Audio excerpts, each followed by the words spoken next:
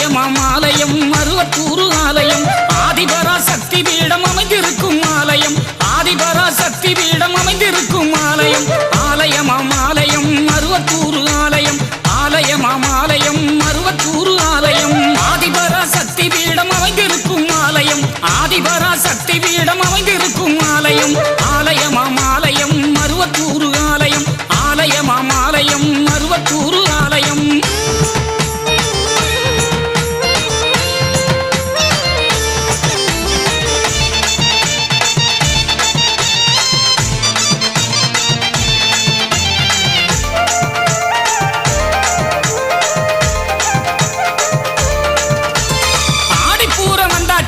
ஆனந்தமே வந்தாச்சு ஆதிபரா சக்திக்கு தான் கஞ்சி காய்ச்சி ஊத்தியாச்சு